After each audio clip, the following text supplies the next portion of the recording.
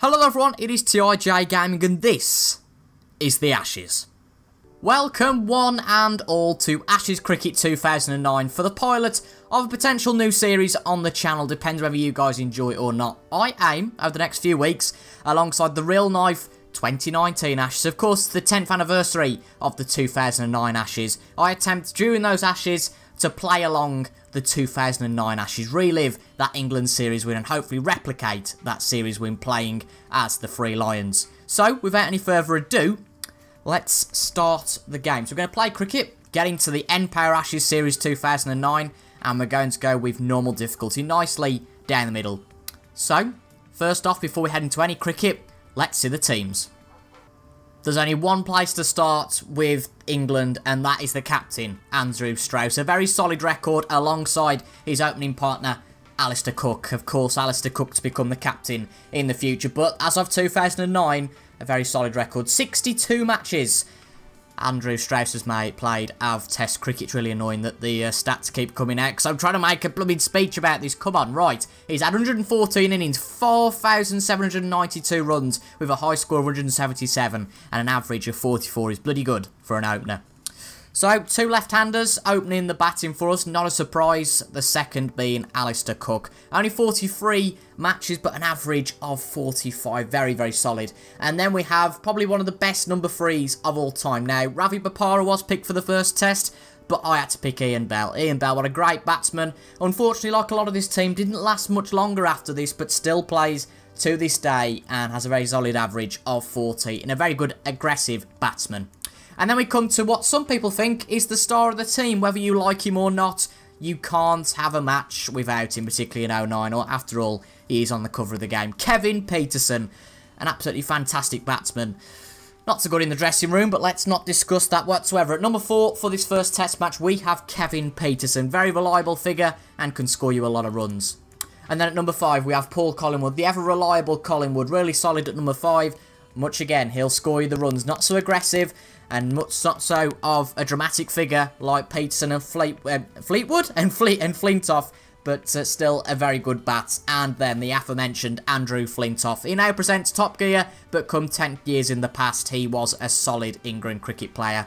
One of the best all-rounders at the time, and arguably one of the best all-rounders of all time. Absolutely fantastic figures there. Bowling 84, batting 84, and fielding 82. You'll struggle to find such a well-rounded player.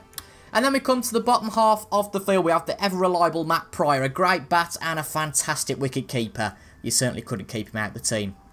Then we move on to the bowling lineup. Stuart Broad. Now, before his accident, he was a very good bat, very reliable bat. I remember seeing him scoring many centuries, as well as getting many runs, many wickets, sorry, which he still gets today.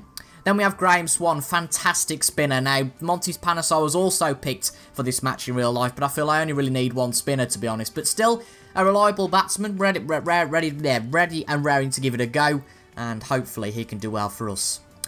Someone not so renowned for his batting, but absolutely for one of the best bowling figures in the world. That is the Burnley Lara, James Anderson. Fantastic player, still playing today, and after 37 matches, at this point, he's took 128 wickets and 33 as an average per wicket. And then last up, we have Ryan Sidebottom. Not so accomplished as some of the main names we mentioned previously, and like Anderson, not known for his batting, but regardless, still a very, very good bowler and a brilliant economy rate for his wickets.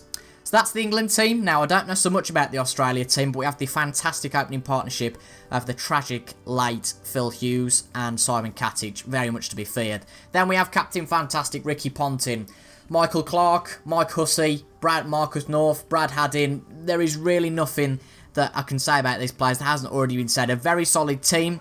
The likes of Mitchell Johnson, Brett Lee, and Peter Siddle, and some very impressive names in the lineup in the reserves. The likes of Sean Marsh, and of course David Warner, who still plays to this day. But without any further ado, we're going to day 1 of Cardiff. The temperature's quite cool, it's overcast, which I can cope with. Let's see how the toss goes. Hello and welcome to this magnificent 16,000-seat stadium in Cardiff for what will be an intriguing first test of this Ashes series.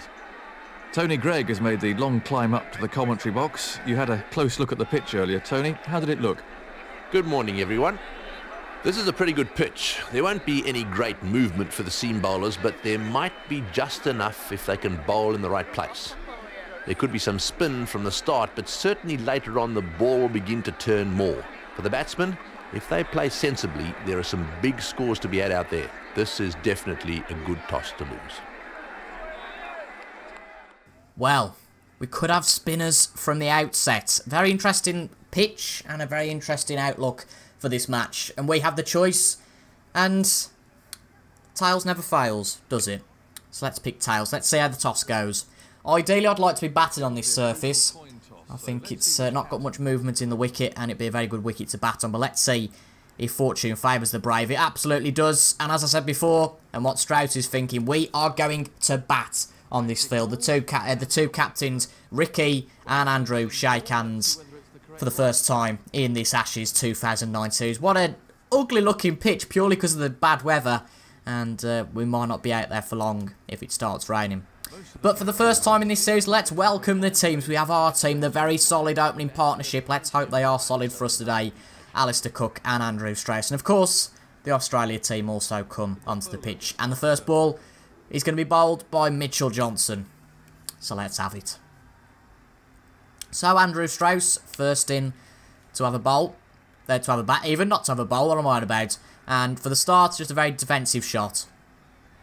Nice and simple. Now, the structure of these videos, if you guys enjoy them, is that we're going to do probably 10-15 overs every match.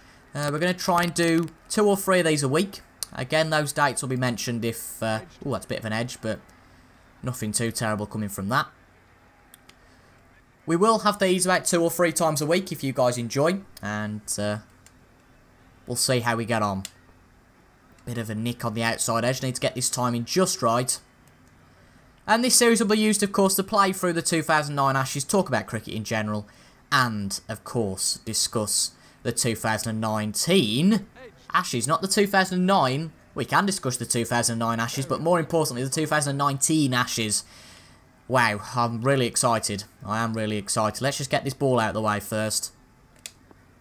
Bit of an edge, but it's fine. We're just trying to bat out this first over. Get used to the game. Bear in mind, I haven't played this for years. So just to get used to it and not lose an early wicket. Because in Test cricket, as has been proven by this morning, because I am recording this on Wednesday, as proven by this morning's disastrous total from England against Ireland, I think it might be worth just sticking in a bit and making sure we don't play any daft shots. So, for the second over, we have got Peter Siddle bowling his first balls and Alistair Cook facing his first of the series. Of course, these two bats very good, and I'd love to have them these days, to be honest. They are great. That's a good shot, and that is going to be our first runs of the series. Not the best accomplished shot, but a nice shot nonetheless from Alistair Cook. Timing not great. And if the time was bad, it might have rolled to the boundary, because there's a little bit of a gap on that side of the field. And another decent length ball from Peter Siddle, but he's gone a little bit like the Jofra Archer route, who for some reason likes to bowl too many bouncers, in my opinion. But Andrew Strauss back at the crease. Cook scored on his first try, and now Strauss has got to get off the mark, and I think this ball might be a better opportunity than any to try and get off the mark. Ooh, not quite the timing there, and as a result that went a little bit awry, but no damage coming from it. But there have been a few risky shots we've played with Strauss so far, not ones I've been comfortable with. Now this should go down the offside. It did hit the batsman, I was expecting that. But yeah, went down the offside and nothing to worry about. Let's get Strauss off the mark, shall we? Was it a no ball? Because we got two runs, I'm not quite sure. That's a good shot though. Oh, that's going to be tight. Are we going to keep this partnership? Oh, I think it was overthrown, luckily. We don't want to get the Aussies all salty about that again, do we? Goodness me. But down in the comments, leave your opinions. What is the Ashes series going to be like this year? Who's going to win and what's the score going to be? I'll tell you my predictions just after this ball. Oh, that's a bit of an edge, but it's fine, it didn't carry. Yeah, I think that given the English weather, even though it's beautiful at the moment, you can't have a month and a half of dry sun. So I reckon we're going to have one match called off, and I think the Aussies are going to win it 3-1, maybe even 4-0. And that's not based off this morning whatsoever. That's not based off what happened against Ireland. I just don't think we've got the Test team, ultimately. It's not good enough to face Australia. Our one-day team, yes, we can beat them over one day, but over 5 days, I just feel we're lacking. We really are. Ooh, a bit of an edge again. We are struggling to get into this, but it's okay. We haven't lost anyone yet. Just getting into the match, of course, there's 100 odd overs a day. And obviously I won't be playing all of those because we haven't got enough time for that. Ooh, did hit the batsman, that did. But hit the bat first, luckily. Of course, we haven't got time to play the 100 overs every day, so I will be playing a little bit off camera. No doubt simulating a bit as well, and that's a chance. We've hit that too late, and Strauss is going to be out here. Well, it was our first probably aggressive shot of the series, and we have paid. Really disappointing. Only 13 balls gone. Andrew Strauss a little bit late as we have been so far, but that's clear as day. There's no point reviewing that. That is out. Right in the middle of the stumps. And that's really disappointing. But next up we have Ian Bell. Hopefully to steady the ship now with Alistair Cook. Certainly don't want to lose 2 new wickets. Now we have a right left-hand combination.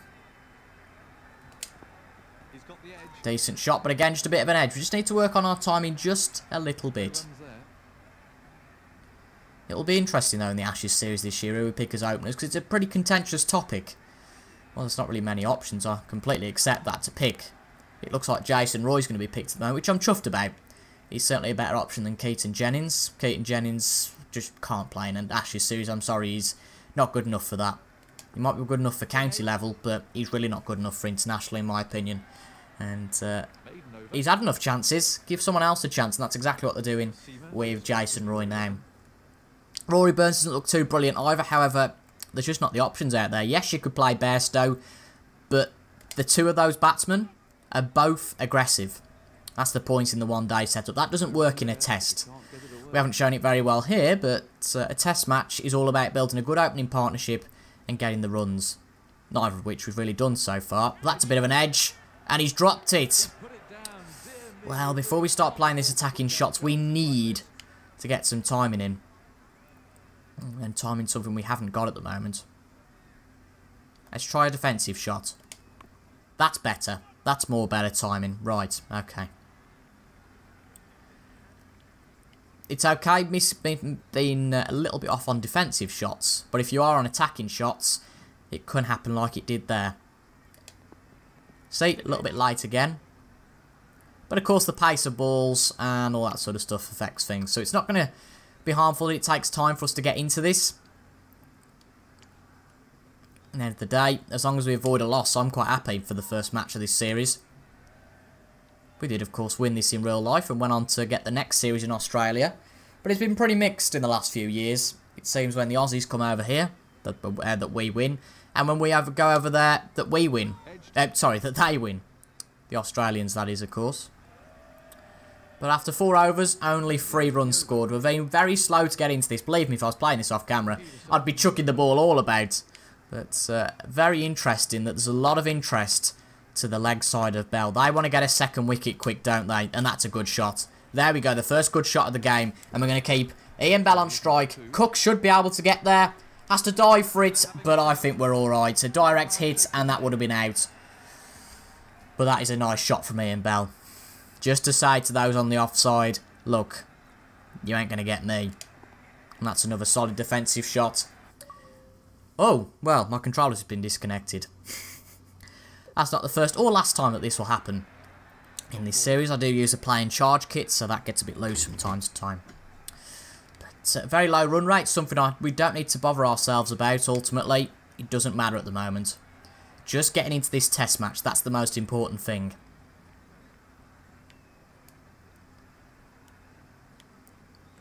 So, yep, stay there, actually. That's a little bit late, but just a tad, and just playing the ball a little bit late, you can nick it and be out. We really don't want to be 5 or 6 for 2. We need a good partnership here.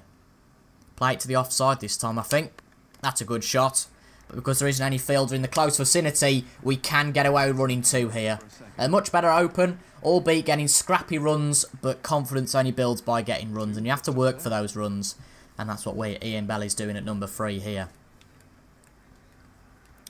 So, his 6th ball of the over, and we're just going to defend that one. And that is a good over, 4 runs scored, and Ian Bell off the mark. So 5 overs gone, only 7 runs, a slow start, but it doesn't matter at all. I am really, really not bothered. Whacking the ball around can wait till later. Peter Siddle rolling round the wicket, though, at Alistair Cook. This will be interesting. Well, that's a good shot, actually. I thought that might have been a little bit early. But now there's a space on the offside. And I thought, you know what? He's bowled round the wicket. Let's make sure we tell him that he's wrong for doing that. And we have our first boundary of the Ashes 09 series. So just show the replay. Really nice shot. He had to come back onto his back foot just to keep the bat nicely placed. And the fielder was just not going to get to that. So, into double figures. And they've opened that spot up again. We're not going to try for that this time because I feel like he's going to be quite sneaky and try and get us to avoid that. So we are just going to play a defensive shot. Of course, the fact that Strauss is out is going to limit us a little bit at the start of this match. That's inevitable. We don't want to lose a second wicket, and that hangs over us a little bit. Ooh, that's an edge, but luckily didn't carry. We're getting away with a few things here, but actually it was a no ball as well. So yeah, got away with it twofold there. Again, another edge, but doesn't matter. It's only if we get it disastrously long that we will be out. But they've got 3 slips in. I don't blame them. I would as well. We've already lost 1 wicket. Don't want to lose another one. And that's a decent shot. Nope, let's get back, get back, get back, get back, get back. And luckily that fielder has dropped it. But they'd have got us out here. Just look at this. For some reason, Cook, particularly Cook, didn't react too well. We said run and then get back now, get back. But he took too long, really. And that should have been out. A few cracks starting to show already. And that's not too great. But we've got plenty of time to prove the Australians and ourselves, I suppose, wrong. But that's a good shot. But straight to that fielder again. We learned from last time. But we got the boundary at the start of the over. That meant that we didn't need to be too silly about scoring runs. And there we go. A decent outside edge. No problem with that. And with 6 overs gone, we've scored 12 runs. That's not all that bad at all. We're getting through the overs quite quickly here. So I think we can aim for more like 15 than the 10 overs. Of course, we won't have all the drama of introducing things at the start. But that's a great gap down the offside. There's nobody there. And we are going to go for 2 here. This could be a mistake. It's got to be a good throw. But we're there. It took them too long, ultimately. And the umpires unamused. But no interest down that leg side. And they're bowling exactly where we need it to. Ooh, bit of an edge though that time. That's one of the risks we're going through that. But to be honest, I'm quite happy to keep playing this sort of shot. There's no fielder there. You can get a single at least. Maybe not on that occasion. We need to work a little bit on time. We've lost that a little bit. But Mitchell, Johnson, the balls are either too high, going down the offside. As I say, this leg side, there's such brilliant chances. And that's another edge. We need to work on this time. And I mean, goodness me, 95.6 miles an hour. But it was a little bit too quick, obviously, because it was another no ball.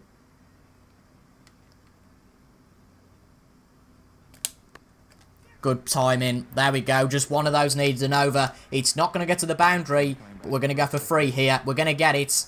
Depends what side they throw it to. It's coming to the striker's end, and that is a mistake. Definitely. Non-striker's end. Bell was struggling to get there, but really good from Ian Bell. So we've got 2 balls left in the over. If I was Alistair Cook, which of course I am. Ooh! They're not interested. And as you can see, just missing the wicket. So close. And the umpire's judgment bang on. But let's defend out the over. It's clear that we're not so confident with Cook. But that's a good shot. And again, 7 overs gone. We're starting to get going here. We really suffered at the start of the innings, losing Andrew Strauss so early. But we are starting to recover here, particularly through the strength of Ian Bell. But we might have our momentum shocked a little bit here because the weather is still looking overcast, to say the least. Ooh, that's a little bit of an edge. But once again, we had away with it.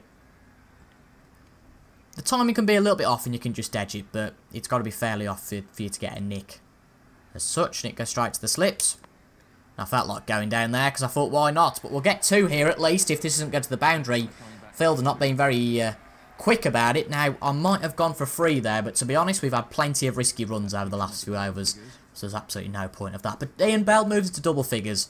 Good start for us here. Another good shot, and that one will go to the boundary. Great shot. just felt like trickling it onto the leg side. I was going to play it down offside where the bat is, where the natural place is, but I thought, you know what, let's go for it. There's a nice gap in the field where that umpire is, and, well, we've exploited it. There's always some gap in the field, and that is the one we've exploited there. They've got 3 slips at the end of the day, so they still want an early wicket, so we don't want to get too aggressive, because that's exactly what they'll get, to be honest. If we get too aggressive, there's going to be one shot that goes a little bit wrong. One aggressive shot, we nick it, and it gets out, or even worse, like Strauss, that they get an LBW appeal. So it's not wrong, I don't think, to defend a few balls here. At the end of the day, we've got some good runs this over. We've got 6 this over, which will now elevate the run rate to at least 3 by the end of the over. I'm just going to miss this one, to be honest. In fact, I need to have a look. Is there any way you can just duck or miss the shot? I don't know, actually. I'm having a look at the manual here, and it doesn't say. I don't think you can. So you just, I suppose you just, well, yeah, you just miss it. And like you said, there's no point hitting that one. It was fairly clear it was going down offside, but wants to get out of the way just to be sure. But after 8 overs, we have a 24-run lead. Not really impressive, but half an hour gone. And those conditions not seeing any sign of improving so far. We will just do the 10 overs today because we've had a little bit of a longer start. But on other episodes, we will do 15. I think off camera, again, if you guys enjoy it, I would like to see your support just so we have the support for a full series. And if there is, will be a second episode on Monday and I'll reveal the full schedule then. But I think I'll play sort of 5 or 6 overs off camera, try and get into this a little bit, build a bit of a partnership. And then I will see you for the results of that in the next video. But good chance here for a run. Oh, that's out. That's out. I was on about a partnership. We went for it arguably for the first time with Alistair Cook. And the 2 openers have crumbled. Ian Bell has shone, but the 2 openers have been massively disappointing. And a good catch from the slip, but not too difficult. And we have been reduced to 24 for 2, I believe. I don't know whether to bring Peterson in yet. I'm going to bring the reliable Collingwood in, just because I think now, with the approach of Peterson, a little bit more aggressive, especially if we lose another wicket here, that could be a complete disaster for the innings. So I think our 2 most reliable men in the middle order should be the ones that are getting faced with this task. And that is Ian Bell, of course, and Mr. Collingwood. And I think that's a decent decision. So I suppose the role will be a little bit different coming into this next episode. Trying to get Collingwood's confidence a little bit higher. And make sure we work on the misdemeanours of the openers. I mean, the score's okay, but the wickets aren't so good. In comes Johnson. And we'll just defend that. Bowling very well, of course. They smell blood, don't they? They sniff blood. And that's completely understandable. But Ian Bell, 15 off 20 so far. He's done really well. And I think we can exploit Peter Siddle again. He's quite confident already, purely because of the shots he's already hit. And that's another one. That should race through. The fielder should get to this, actually. Oh, he might not do. We're going to go for 3 here, just for runs purposes. Yes, it puts Collingwood back on strike. But every run we've got to work for. And that was good running by the 2 there. So 3 runs from Ian Bell on that ball. And now it is Collingwood's turn. Can he get off the mark? Oh, a little bit of an edge. No problem, though. Unfortunately, I can't hear the commentary from the 2 in the commentary box, but probably have the odd over where they have a nice chat. I think that would be nice, rather than hearing me speak. Because the commentary was very good on this game, of course, using the BBC commentary in effect. Jonathan Aggers, Tony Gregg, the likes of those. Another defensive shot, though, from Collingwood. 2 balls left of the episode. Should we try and get Collingwood off the mark before the end? That would be a good idea, I think. Let's try and keep the 3 and over. In comes Siddle. We're going to play it down there. Ooh, a little bit aggressive, and I don't think we're going to get it. The confidence just doesn't quite shine, it doesn't seem, so far. So, a mixed first episode, really. Ian Bell are getting off the mark, but ultimately, as a team, a poor start. 2 wickets, both of our openers gone, and 10 overs in, we've got a batsman who's doing just fine. That's Ian Bell at the crease now, and Collingwood, who still needs to get off the mark.